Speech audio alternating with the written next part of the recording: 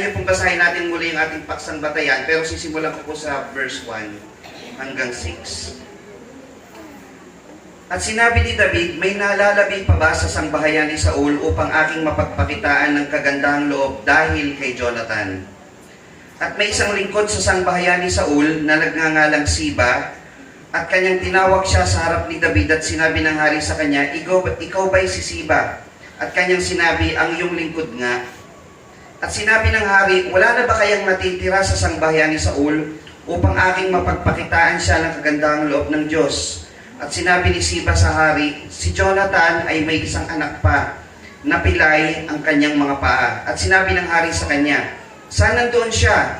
At sinabi ni Siba sa hari, narito siya'y nasa bahay ni Makhir na anak ni Amiel sa Lo-debar.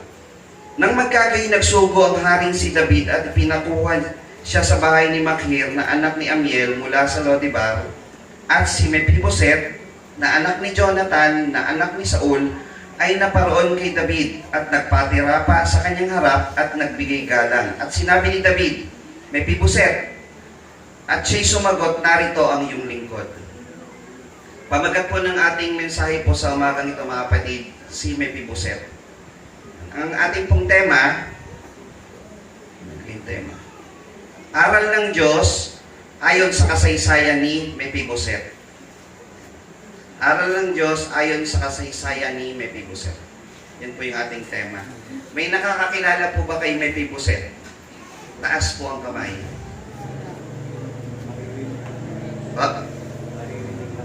Narinig nyo na? Narinig lang. Narinig lang. Yan. Si David, kilala nyo po? Yan. Si Saul. Yan. Pag-aralan po natin mga kapatid, yung isang maiksing kasaysayan sa Biblia na nawa po yung mga pagbigay po sa atin ng dagkaalaman mga kapatid. Gayon din ng isang magandang pag-aaral kanina mga kapatid sa bawat sa atin. Aktibo po ba kayong nakinig? Amen. Sabi po doon sa ating pag-aaral, kung inyong naalala, paano natin ma-maintain yung ating sarili na malinis. So, sinabi yung mga maruruming bagay. Kasama doon yung katang masama, kasabihan, kasalanan. Para ma-avoid yun, kailangan lagi ka naglilinis. So, sa ganitong paraan, mga kapatid, sa ating pakikinig ng salita ng Panginoon, pag may pumasok sa iyo masamang kaisipan, dahil sa narinig mong salita ng Panginoon, mabablanka mo na yun eh. Ano yung babablanka? Mahaharangan mo na yun, di ba? Mapipigilan mo na yung makapasok sa'yo. So, ikaw mananatiling malinis. Yan. Yun po yung purpose ng patuloy nating pakikinig sa salita ng Panginoon. Hindi kasi para sa atin, mga kapatid yung magtuwid ng sarili nating landas, no po? Sabi, kailangan may magsabi talaga sa atin. Kasi para sa atin, mga tao, lalo sa Pilipino, mga Pilipino, makatwiran talaga eh. Tulad po. Mas makatwirang Pilipino eh. Pag sinabihan mong mali yan, anong sasagot ng Pilipino? Urong ka pa sa akin. Tagal ko nung ginagawa ko eh. Di ba mga Pilipino? Ganun eh. Pero pagka naipaliwanag mo sa kanyang mabuti yung ginagawa niya, magbibigay ako sa inyo ng sample, maiksi lang naman. Noon talaga paniniwala natin sumamatulog ng basa ang buhok eh. Taas kamay, totoo? Napatunayan nyo, tinanong kay Ernie Baron, totoo daw pala. Sinabi ni Ernie Baron, totoo. Mababasa yung unan. Yun lang. Hirap pagpatayo, lalo pag tagulan. Pero, pag naipaliwanag na sa tao, na hindi naman pala nakakalabo ng matayo, nagiging maayos na yung pananaw mo sa isang parte. Help pa lang yun. Paano pag pananampalataya na? Diba? Pagka ipanaliwanag sa'yo, iisa lang ang Diyos na matagal mo nang pinaniniwala ang tatlo, dalawa, marami, at naipaniwanag sa iyo, iisa lang yung Diyos na magliligtas sa iyo, yun na yung pangahawakan mo ngayon. Pag may nagbabato sa iyo ng bagong kaisipan, mahaharang mo yun, mananatili kang malinis sa tamang kaisipan na isa lang ang Diyos na magliligtas, isa lang ang Diyos na makapangyarihan sa lahat. Diliti ba ang ating Panginoon Jesucristo?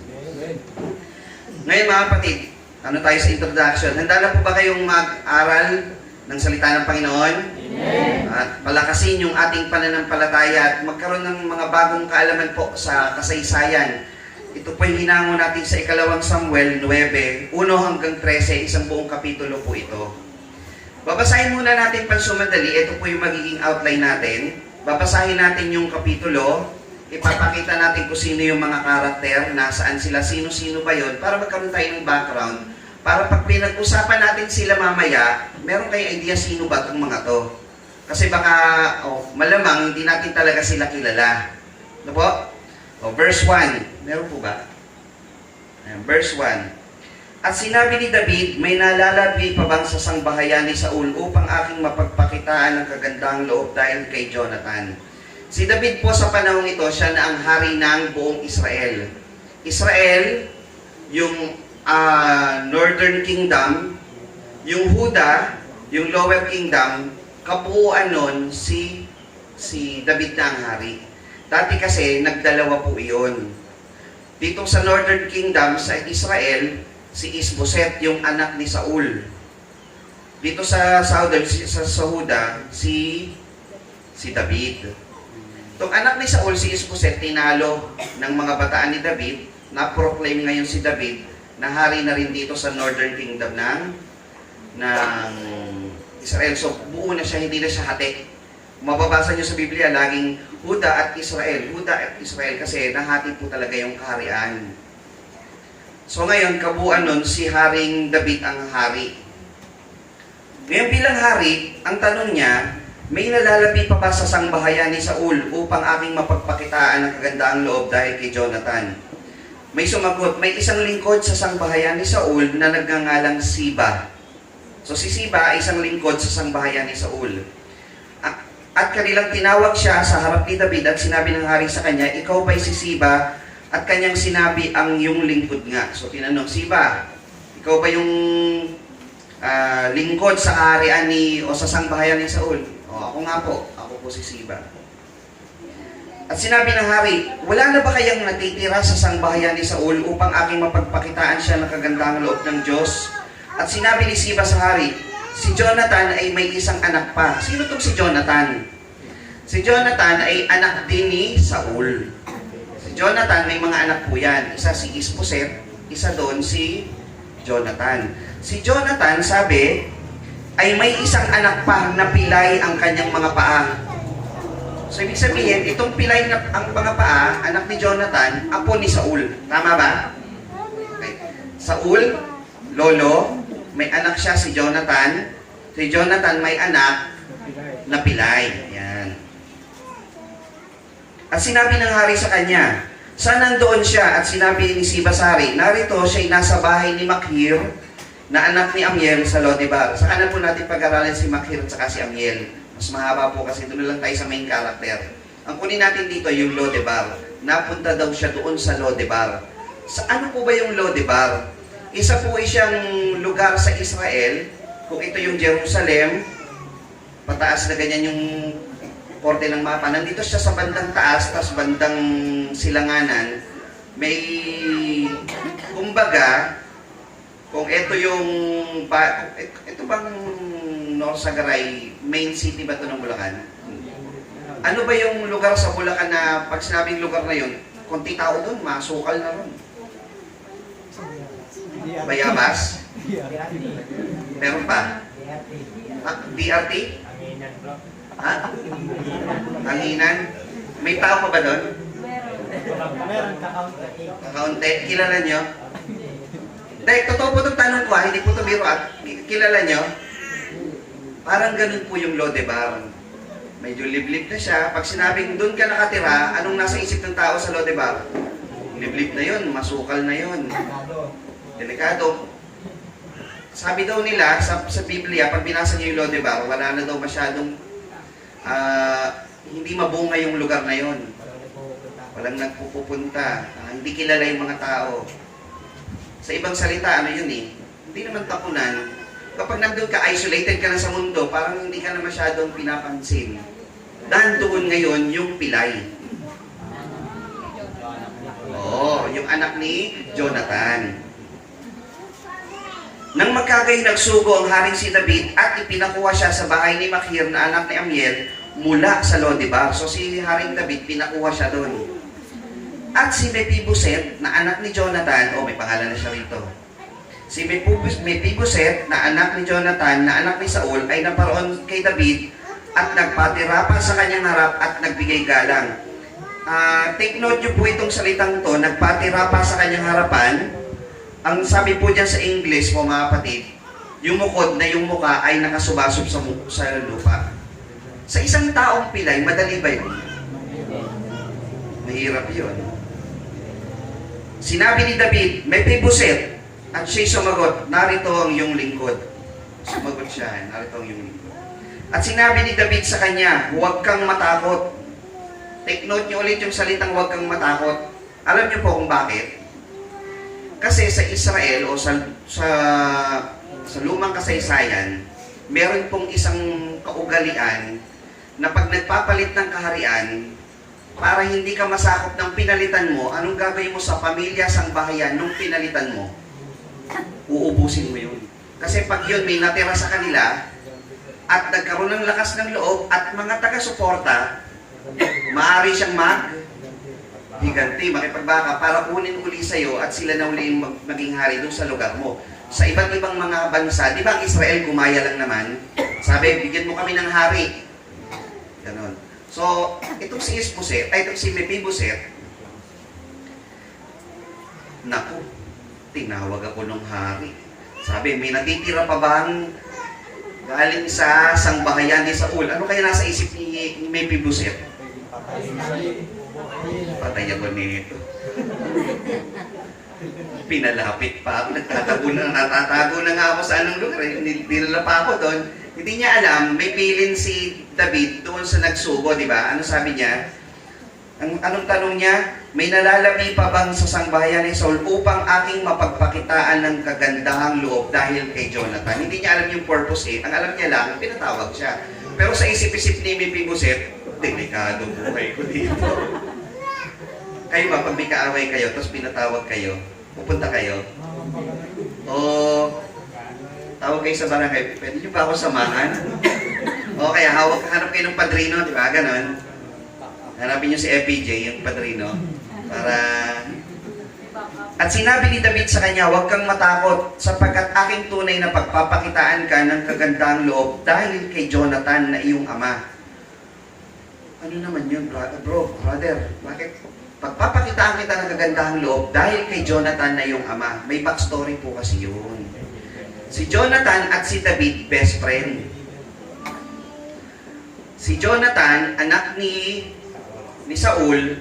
Kung si Saul ang hari nung panahon na yon, si Jonathan ay isang prinsipe. Pag nawala si Saul, sino dapat ang hari?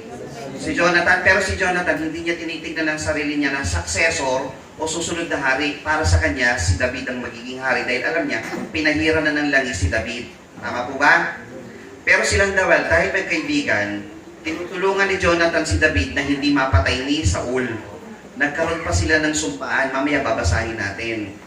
Parang till death do us part sila eh.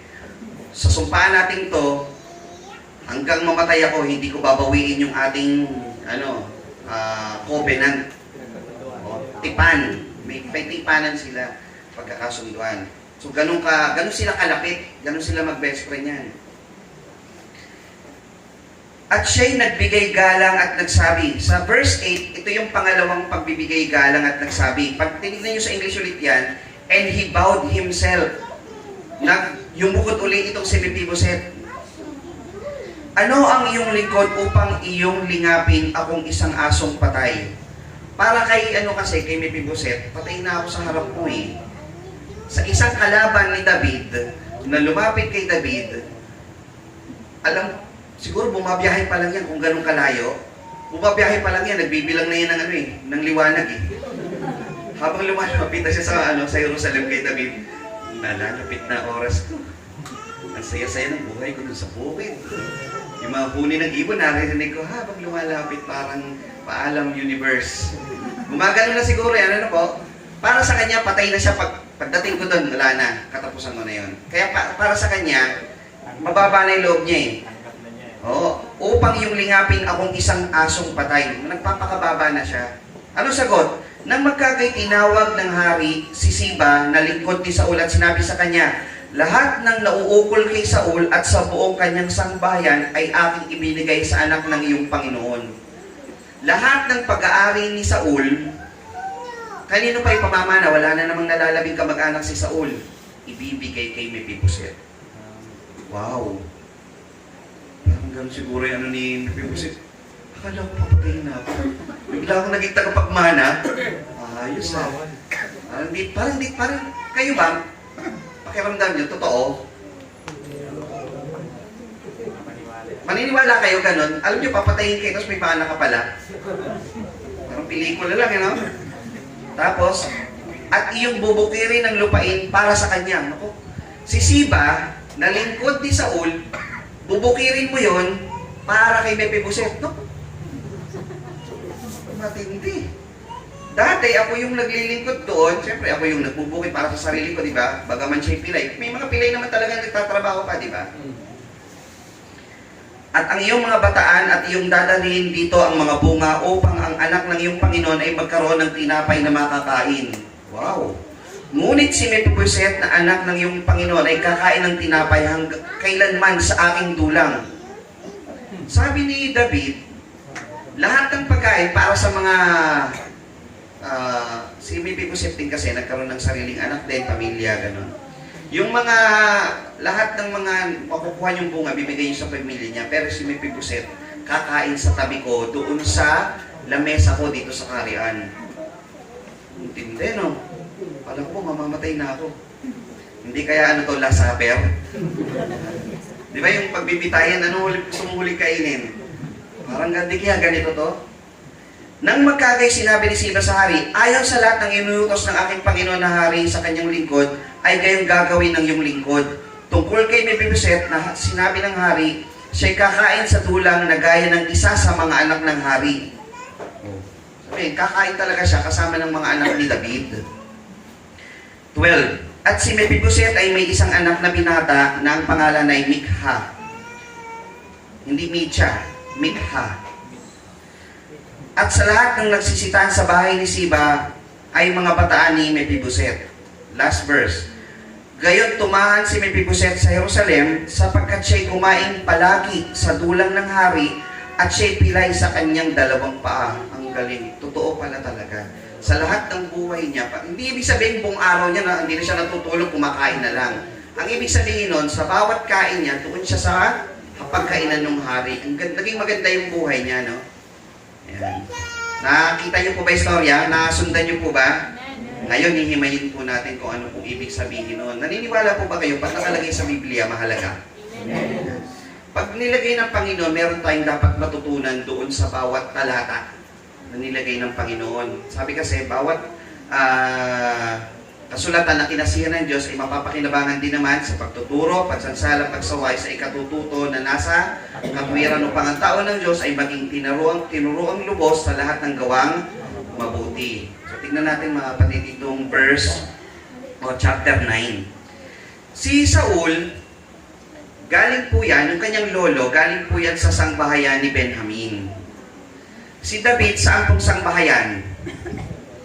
Kay Juda. Magkaiba po sila, di ba 12 tribes of Israel? Magkaiba po sila ng sangbahayan. Si David po ay kay Juda, si Saul kay Benjamin. So kung si Saul ay kay Benjamin, si Jonathan, kanino po? Kay Benjamin din. Si Mephibosheth, kanino rin? Kay Benjamin din. Si David, nananatiling kay Juda po yun.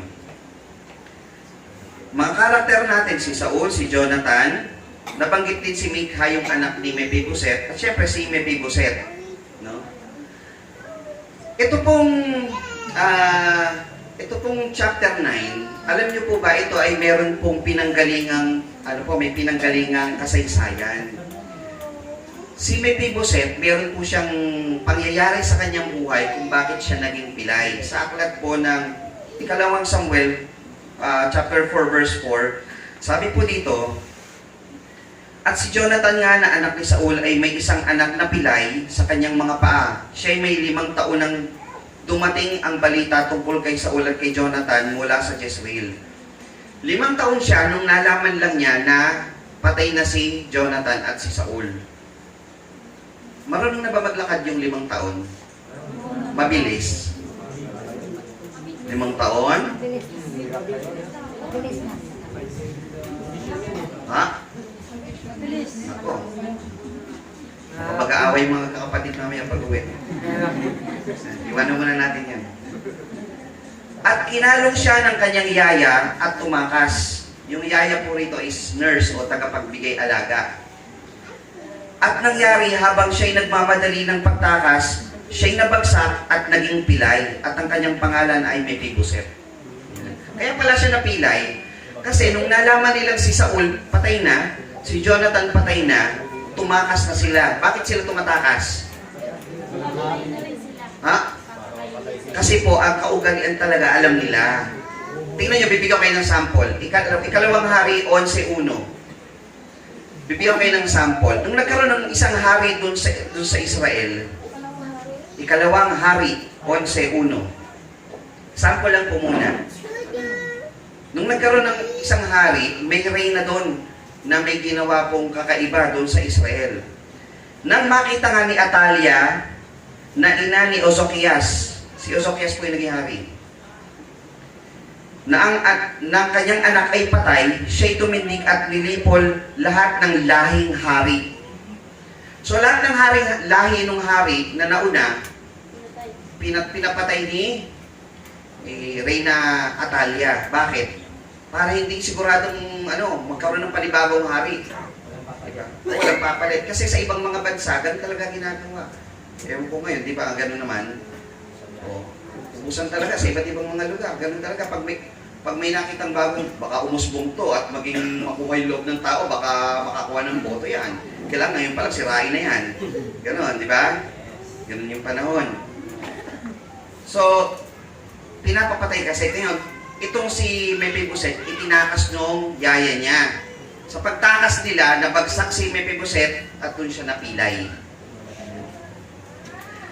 Ngayon, meron pang isang backstory ito sa unang Samuel 24, huling talata. Ito naman po, nung panahon na nagkaroon na ng pagkakasunduan, nagkaayos na. Di ba ang istorya ni Saul at ni David, si Saul laging hinahabol si David upang patayin? Naalam niyo na istorya noon? Tapos nung panahon na nagkaroon na ng pagkakataon si David na mapatay na si Saul, hindi niya pinatay, ginawa niya ng kagandahang loob. Nung nagsorry na itong si Saul, sabi niya, ikaw nga dapat na maging hari sa Israel. Ano nasa isip ni Saul pag naging hari si David? Sabi po dun sa verse 21, verse 20, at ngayon narito, talastas ko na ikaw ay tunay na magiging hari at ang karyan ng Israel ay matatatag sa iyong kamay. Isumpa mo ngayon sa akin sa pangalan ng Panginoon na hindi mo puputulin ang aking binhi pagkamatay ko at hindi mo papawiin ang aking pangalan sa sangbahayan ng aking magulang. Bakit ulit? Bakit? Sabi ni Saul, huwag papatayin yung kanyang binhi at ang kanyang pangalan, huwag na mabanggit. Kasi alam niya yung ugalian, baka lipulin nga siya. Pero si David hindi naman kasi ganun. Ano sabi niya sa 22?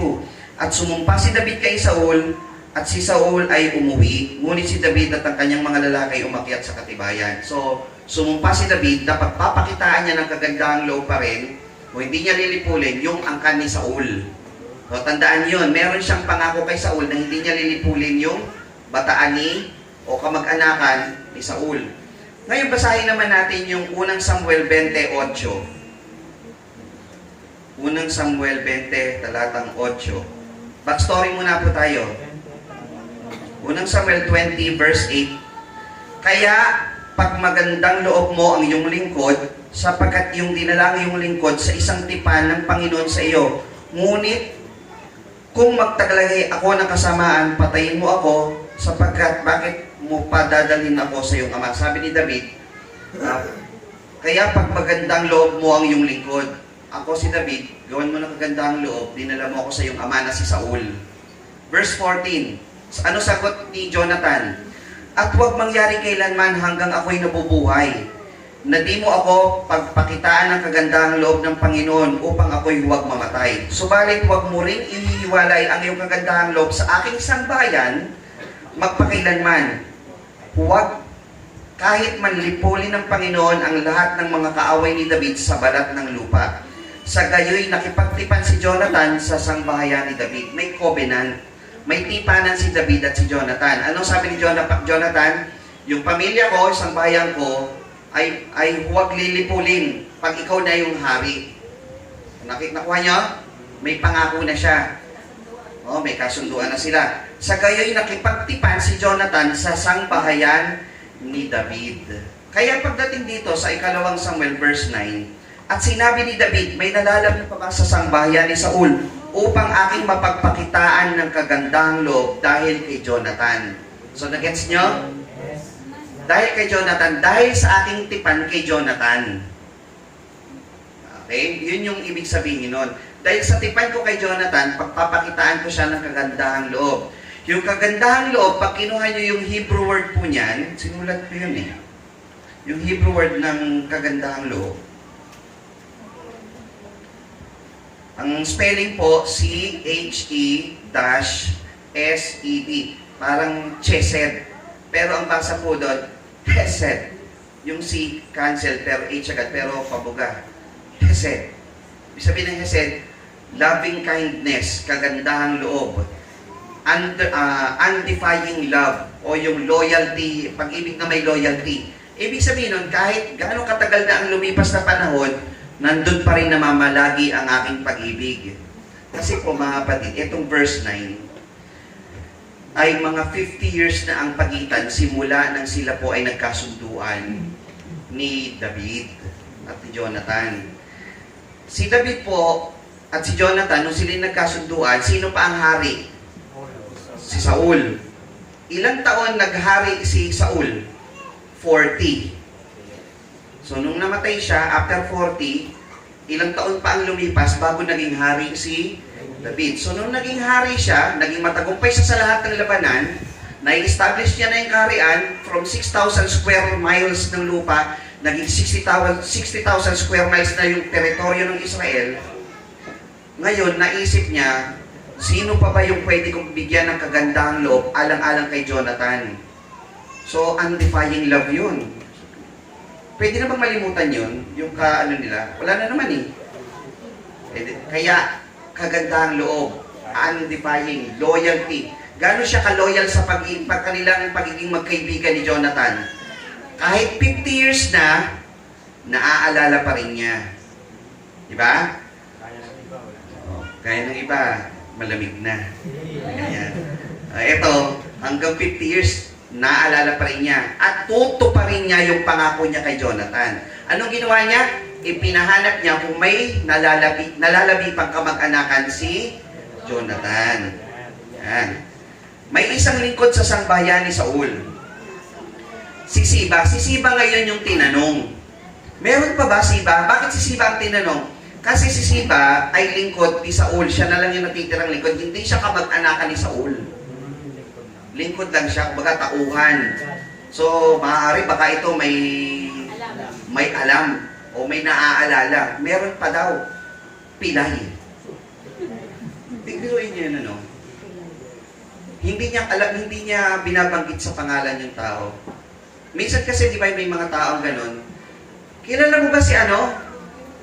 Si Pilay? Oh, sino yung Pilay na mataba? O si Pilay na siga? Diba? Hindi nyo siya binabanggit sa pangalan eh. Di ba may ganon? Sa bansag. O, sa bansag eh. Si ano? O, siya na yun. Hindi mo babanggit sa pangalan. Si Siba, hindi niya binanggit sa pangalan eh. Napilay ang kanyang mga paa. At dito na po tayo magsisimula po ng mensahe mga kapatid. Ayan. So, alam niyo na istorya. Ngayon pa lang po natin uumpisahan yung paghihimay-himay ng talata. Handa na po ba kayo mga kapatid? Yan. Ngayon mga kapatid, sa verse 1, ito po, totoo po yung sinasabi ko mga kapatid. Ayan po, verse 1 hanggang verse 13 po ito, isa-isahin po natin. So ngayon pa lang po tayo papasok dyan. Totoo po yun. Kasi dito yung unang page yung kanina, yung introduction eh. Pero bago po pala yung mga kapatid, meron po muna tayong pagkakasunduan. Gaya po sabi ng ating pastor kanina, magkakasundo muna tayo. Gagaya po ako. Na? Kasi po nagtanong kay ka Roger, meron po bang oras ang mensahe dito sa Ipo? Sabi niya, meron naman. Ito, delikado to. Baka lumampas ako. Okay lang, minsan lang naman eh. Sa kanya yun. Eh, sa inyo po, okay lang po ba, mga kapatid? May kape naman po ako dyan eh. Hati-hati na lang po tayo. Ayan. Meron po ditong dalawang salita na i-define natin. Dagdag aral po muna bago po natin ituloy. Alam niyo yung pinagkaiba ng mercy at grace? Ano pinagkaiba nun? Grace and mercy. Ano pong pinagkaiba nun? Awa at pagpapala. Grace, pagpapala. O biyaya. Yan. Yung mercy, ang ibig sabihin po nun, awa. Pag pinahabaan niyo yung kahulugan, ang ibig sabihin ng mercy, kaawaan, hindi mo natatanggap yung parusa na dapat ay para sa'yo. Halimbawa, sino ba rito jaywalking ba, ganon, jaywalking o beating the red light, mga ganon. Batas trapiko, nakalabag ka, nahuli ka, alam mo may kasalanan ka, di ba? Ano sasabihin mo sa humuli sa'yo? Pasensya. Pasensya, ano ba? Hindi na ulitin. Alam niyo yun? Maawa naman po kayo, puro ganun yan. Pag sinabi ng enforcer, o sige, sa susunod ano ang binigay sa'yo? Awa. Hindi niya ibinigay yung dapat na hatol para sa'yo. Kasi kung ang hatol nun, multa yun. O kaya, parusa, ticket, ano yun eh? Yun yung tutubusin mo eh. Yung ano doon, yung community service, yun yung parusa. O kaya makulong ka. Diba? Yun yung mercy, yung hindi mo pagtanggap ng bagay na karapat-dapat sa iyo. Ano naman yung grace?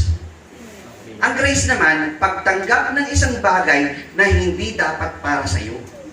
Ano yun? Halimbawa, overspeeding ka. Nahuli ka ngayon. Overspeeding ka. Pasensya na po, sorry po. Gutom ka na ba? O, kumain ka muna. Palagay nyo, dapat ba yun? Nabigyan siya. Karapat dapat ba siyang makatanggap ng tulong? Siya yung nagkasala. Ano tawag doon? Biyaya yun. Hindi dapat sa'yo, pero tatanggapin mo yun. Kasi po, bakit ko po dinidefine yung grace at mercy? Mercy, pagtanggap o hindi pagtanggap ng bagay na dapat para sa'yo, nakaparusahan. Ang grace o biyaya, pagtanggap ng bagay na hindi dapat para sa'yo. Hindi ako karapat-dapat, pero natanggap ko to. Ganun yun. Yun yung grace. Ngayon, isa-isay po natin muli. Inano ko lang muna po yung mga terminology, no? Ngayon, verse 1. Sa verse 1, ang matututunan po natin dito, mga kapatid, si David ay nagpakita ng undying love kay Jonathan at yung kanyang loyalty sa kanyang ipinangako. Kasi yung pinangako niya, hindi lang naman niya pinangako yung kay Jonathan, kundi pinangako niya sa harap ng Panginoon. Sabi niya kasi, tipanan natin ito, Jonathan. Sa lahat ng magiging kamag-anakan mo, ay hindi siya malilipol, gagawa ko ng kagandahang loob. Namatay si Jonathan, 50 years na nakaraan, kailangan pa bang tuparin ni David yung kay Jonathan? Kailangan. Bakit? Kaharap ang Diyos yung ginawa mo yung tipanan na yun. Kayo po ba, mga kapatid, kapag kayo po ay nakipagtipan sa Panginoon, pag hindi na po ba kaharap ang Panginoon, tinutupad po ba natin ang ating mga pangako? Kapatid, ganun ba tayo kaloyal sa Panginoon? Pag wala tayo sa kapilya, ano po ba ang ating pangako sa Panginoon na maglilingkod at sasamba sa Panginoon? Yun dapat yung meron tayo, yung loyalty sa Panginoon, yung ating undying love. Kahit gano'n tayo katagal na naglilingkod sa Panginoon, hindi yun ang basihan natin, ang kailangan natin. Sa bawat oras, iniibig mo ang Panginoon. Iniibig mo yung kapwa. Katandaan niyo, mga kapatid. Verse 2. Si Siba. Sabi ni Siba, at may isang lingkod sa sambahayan ni Saul na nagngangalang Siba, at kanilang tinawag siya sa harap ni David at sinabi ng hari sa kanya, ikaw ba'y si Siba? At kanyang sinabi, ang iyong lingkod nga. At sinabi ng hari, wala na ba kayang natitira sa sambahayan ni Saul upang aking mapagpakitaan siya ng kagandang loob ng Diyos? At sinabi ni Siba sa hari, si Jonathan ay may isang anak pa, napilay ang kanyang mga pa. At sinabi ng hari sa kanya, saan nandoon siya? At Sinabi ni Siba sa hari, narito siya nasa bahay ni Makir sa anak ni Amiel sa Lodibar. Kaya nagsugo ang Panginoon. Nung ipinatawag si Siba, anong sagot ni Siba kay David? Sa verse 2. Ikaw ba'y si Siba? Ano sagot ni Siba? Ang iyong lingkod nga. Sa English po niyan, tingnan nyo, ano yan eh? Thy servant is he. Parang sinabi, David, my king, I'm at your service. Pag tinawag ba kayo ng Panginoon sa isang misyon, ano ang isang sagot niyo sa Panginoon? Kapatid, banggitin mo yung pangalan mo. Kapatid, banggitin mo ang pangalan mo, ha? Ayan, nabanggit niyo na.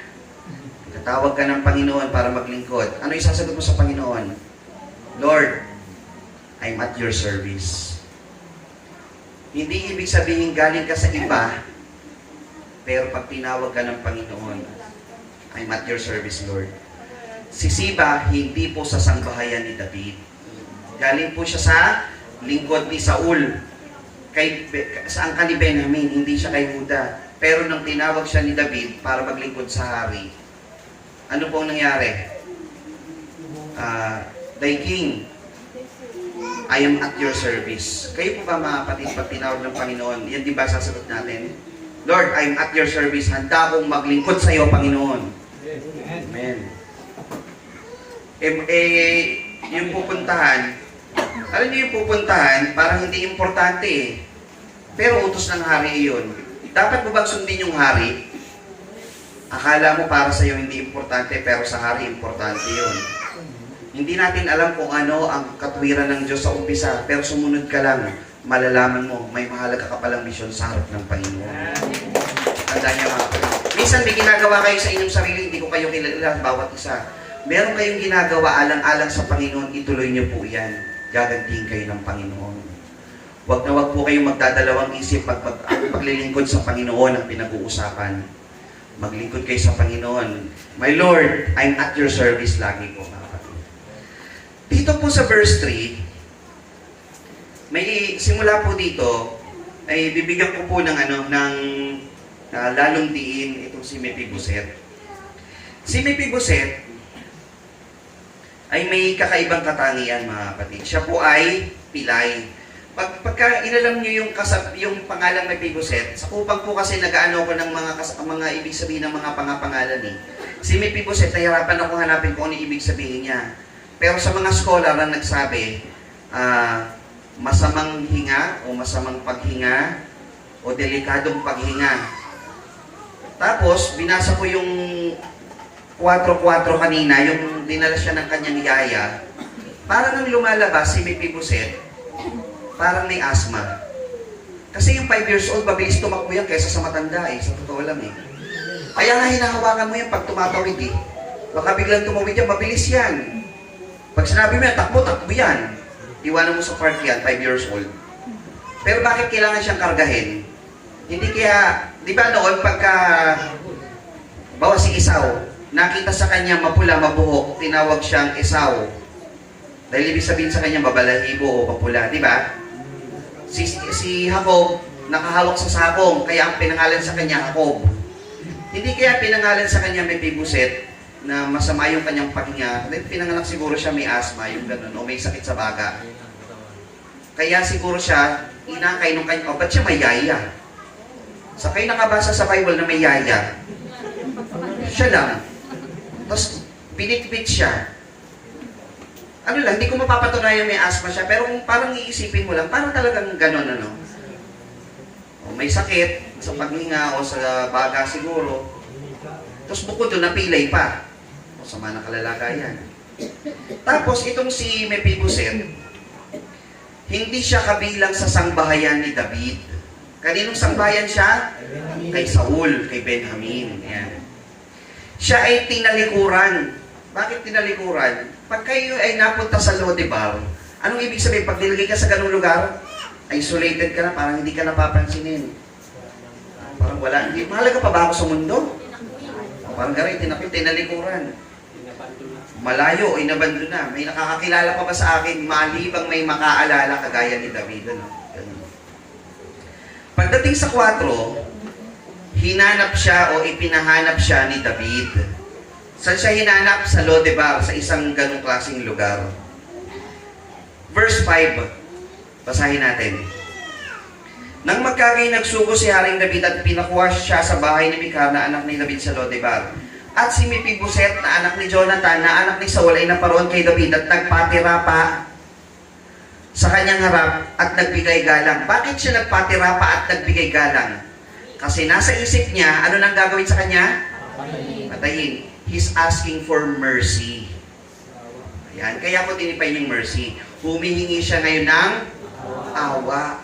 Bakit? Baka siya patayin. Kasi deserve niya yun eh.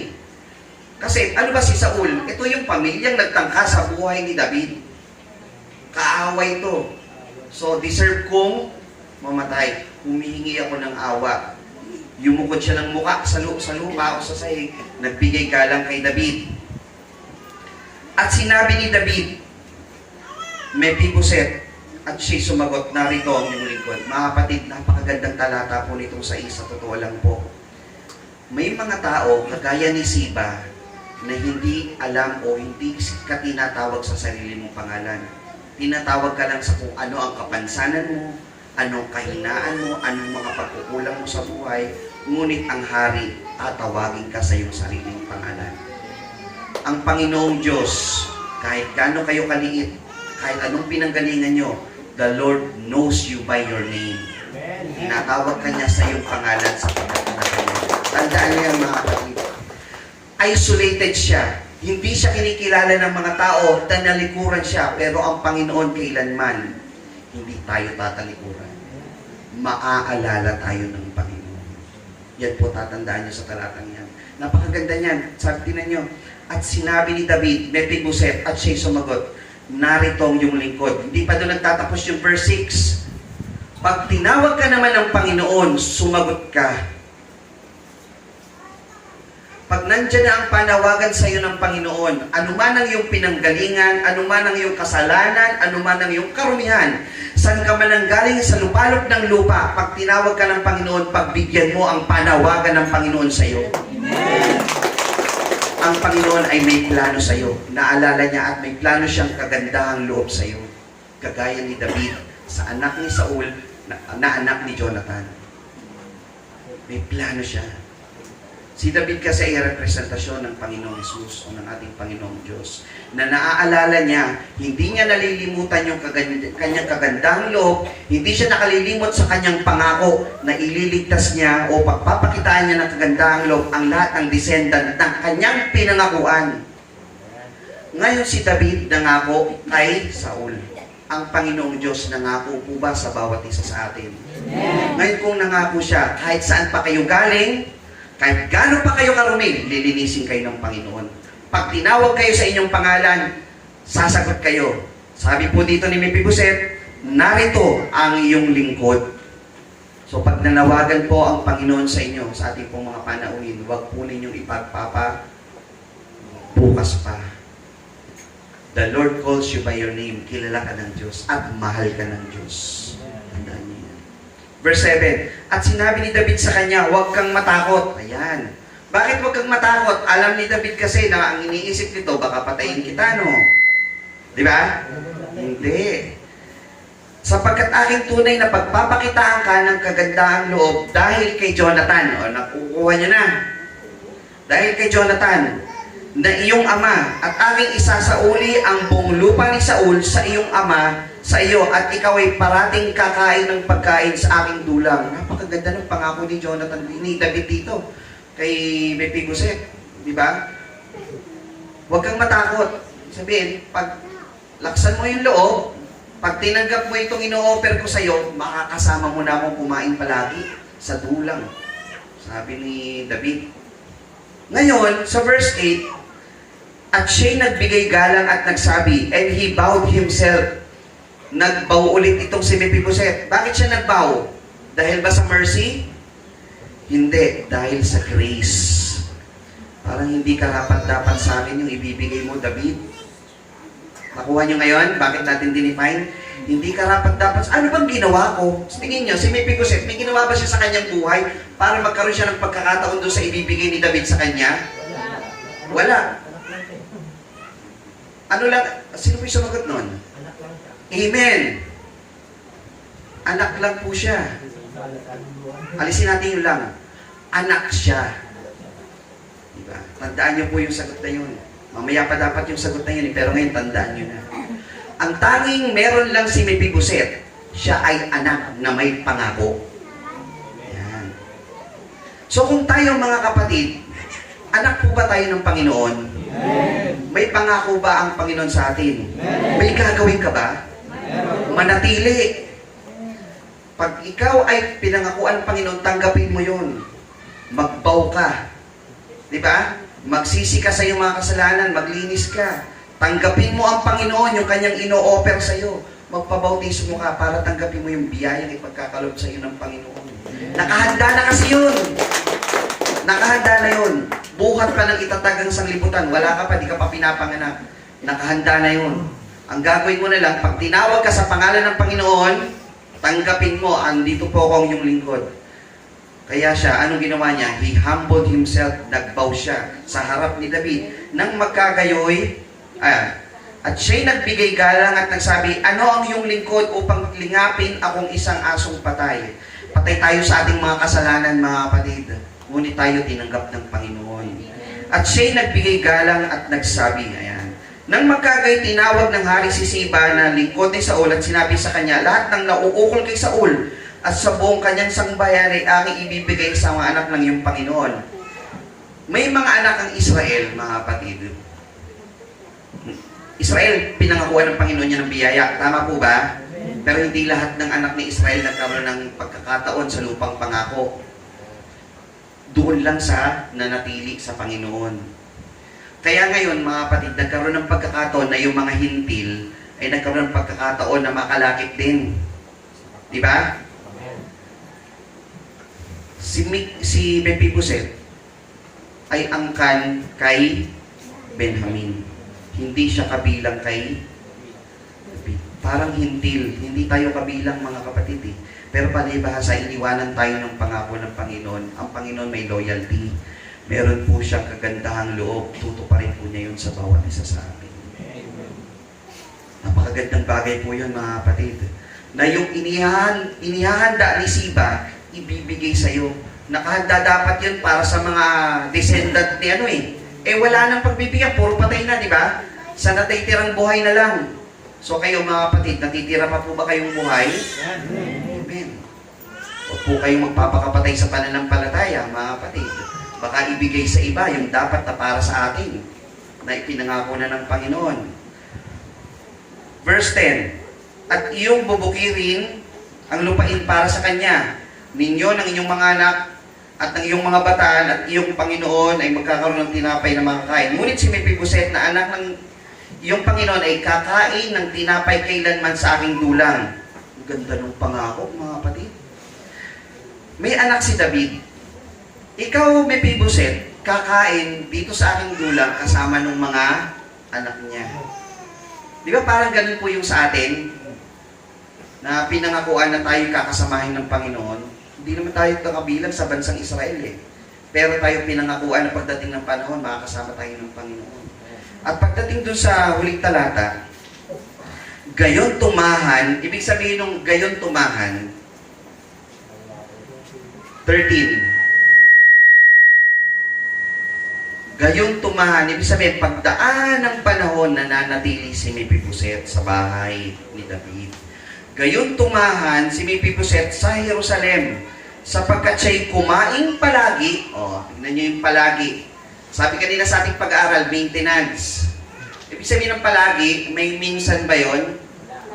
O madalas lang? Hindi rin. Pag sabing palagi, walang mintis yun. Patuloy. Hindi pwedeng next time na lang po. Palagi. Palagi na siyang nasa piling ni David na kumain palagi sa dulang ng hari at siya'y pilay sa kanyang dalawang paa. So kahit meron siyang kapansanan, hindi ito nagiging hadlang sa kanya upang makasama siya ng hari. Ngayon, ikatlong parte po ng ating mensahe, mga kapatid. Ikatlo. Ngayon po, mga kapatid, ay mag-ano naman ako ng... Ako si Mephibosheth. Ano po? Ako si Mephibosheth. Ako si Mephibosheth. Hindi ako tinatawag sa aking pangalan. Walang nakakakilala sa akin. Isa akong pilay, iniwanan, tinalikuran ng lipunan, inilagay sa isang lugar gaya ng Lodebar. Hindi ako nakakakilala o hindi ko nakilala ang aking mga magulang after 5 years. 5 years na lang, saka ko nalaman kung sino ang aking mga magulang. At nalaman ko na sila ay namatay sa digmaan. Muntik at malapit na rin ako sanang mapatay.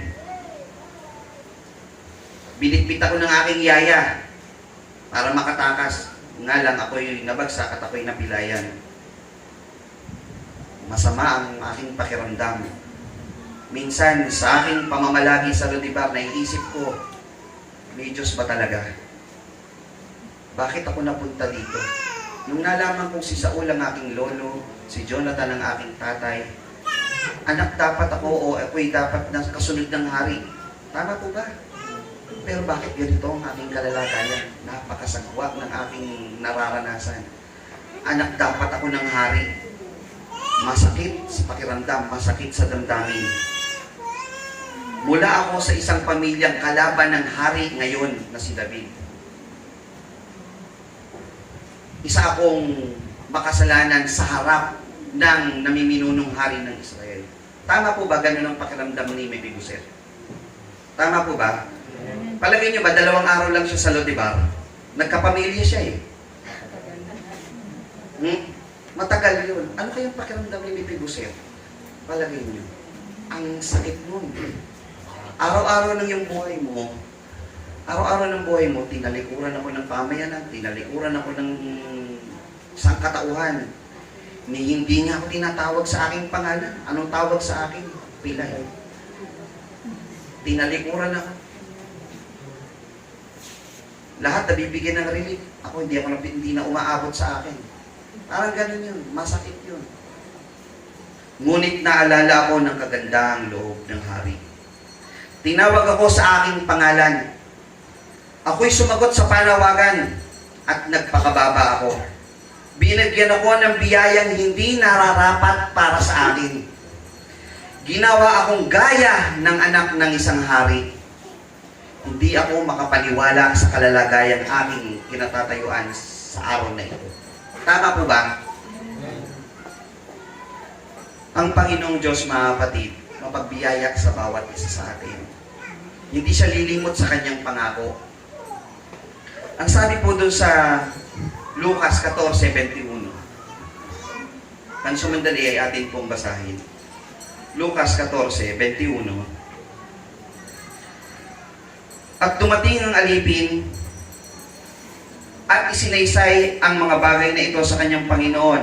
Nang makagayon sa galit ng puno ng sangbayan ay sinabi sa kanyang alipin, pumaroon kang madali sa mga lansangan at sa mga daang makipot sa bayan at dalhin mo rito ang mga dukha at ang mga pingkaw at ang mga bulag at ang mga pilay. Ang Panginoon nananawagan, ngunit walang nagsisilapit. Abala sila sa maraming bagay. So ang Panginoon tumawag muli, dalhin dito ang mga pingkaw, ang mga dukha, ang mga bulag at ang mga pilay. Tayo po ba nung unang panahon, mga kapatid, ay nabibilang sa mga bahagdan ng mga katao na kagaya nila? Amen. Sumagot po ba tayo sa panawagan ng Panginoon? Amen. Sabi po doon sa Lucas 22:29,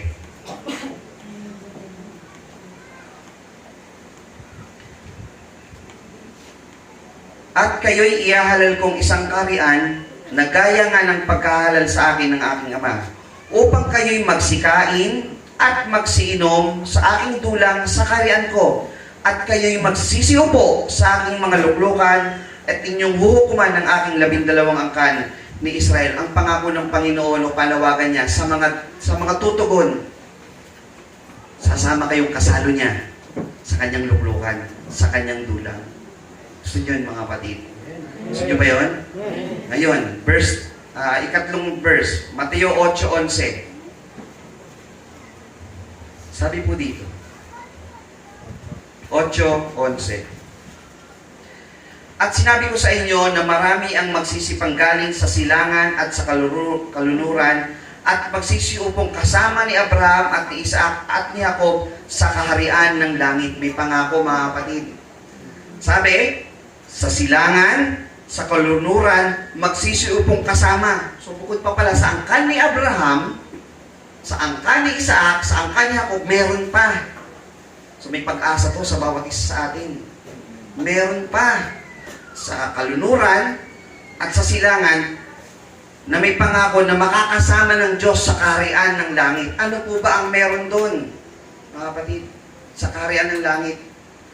Pag tumawag daw ang Panginoon at ikay sumagot, meron mangyayari sa bawat isa sa atin. Sa aklat po ng Roma, Kapitulo 10, talatang 11. May isang bahagdan ng talata po dito na napakagandang basahin at magbibigay sa atin ng lakas ng loob. Roma 10:11 hanggang 13. Sapagkat sinasabi ng kasulatan na ang lahat na sa kanya ay nagsisisampalataya ay hindi mapapahiya. Si Mephibosheth po ba napahiya? Ano nga siya eh? Na-disappoint nga siya. Akala niya mamamatay na siya eh. Pero nagulat pa yung kanyang puso doon. Biyaya ang kanyang kinahantungan. Sapagkat walang pagkakaibang Hudyo at ang mga Griego, sapagkat ang Panginoon din ay siyang Panginoon ng lahat at mayaman sa lahat ng sa Kanya'y nagsisitawag. Sapagkat ang lahat ng nagsisitawag sa pangalan ng Panginoon ay maliligtas. Pag tumawag ka sa pangalan ng Panginoon, magkakaroon ka ng karapatan sa kaligtasan, mga kapatid. Walang pagkakaiba yung Benjamin at Huda, magkasama kayo sa dulang ng Panginoon. Sa Apokalipsis 3:20, dalawang talata pa, mga kapatid. 3:20. Narito ako'y nakatayo sa pintuan na tumutuktok. Kung ang sino man ay duminig sa aking tinig at magbukas ng pinto, ako'y papasok sa kanya at siya'y hahapong kasalo. Hahapong kasalo niya at siya'y kasalo ko. May pangako ang Panginoon, pag tumawag ka, hindi ka mapapahiya. At pagdating ng panahon, pagdating sa kaharian ng langit, hahapon kang kasama ng Panginoon. Sarap nun, mga kapatid. Palagi. Palagi. Diba? Sa table ng Panginoon. Gusto niyo yung mga kapatid? Kain tayo kasama ng Panginoon. Kaya huwag kayong maiinip na sabihin natin, matagal pa ang pagdating ng Panginoon. Hindi. Huwag kayong maiinip. Dadating ang Panginoon at tayo'y mananatili at tayo'y kakasamahin ng Panginoon. Pagdating na tayo kinasama ng Panginoon, kakain tayong kasama niya.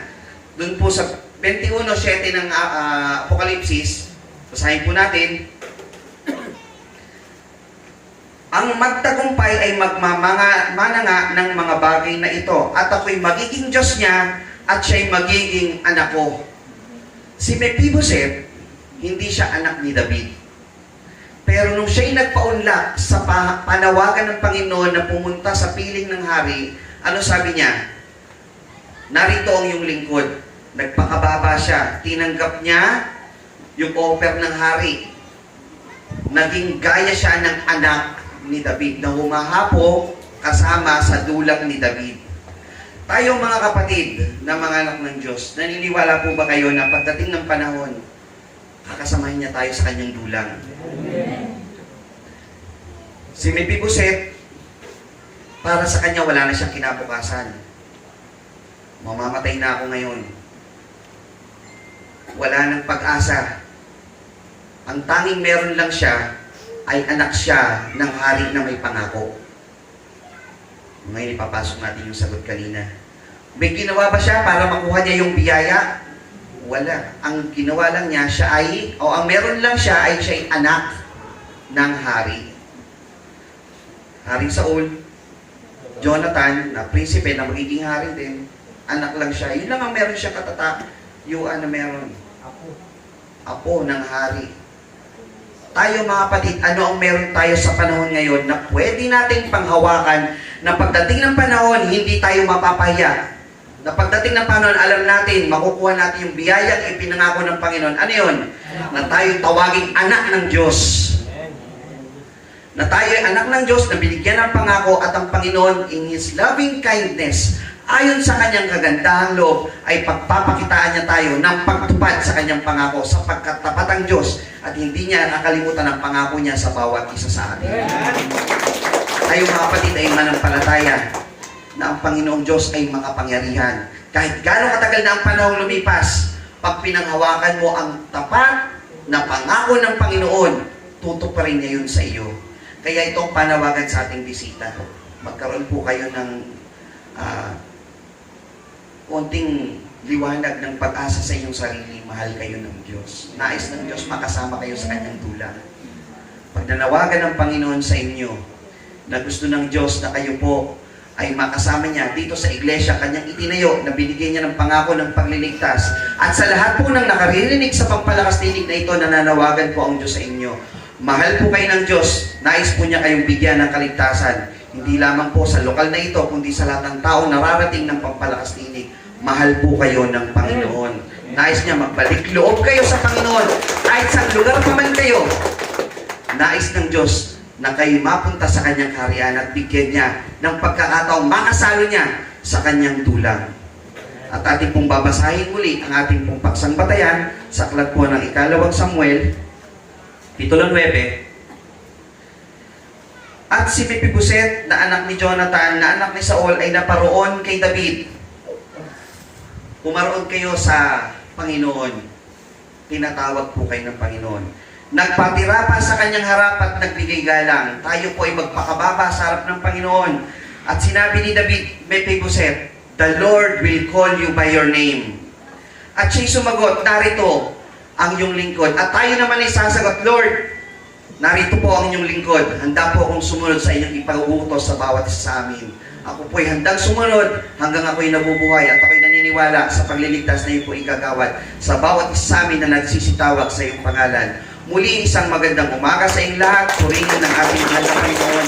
Totoong magsahin natin sa umagang ito na may pamagat, may Mephiboset, aral ng Diyos ayon sa kasaysayan ni Mephiboset. Magandang umaga po sa inyong lahat. Purihin ng ating mahal na Panginoon.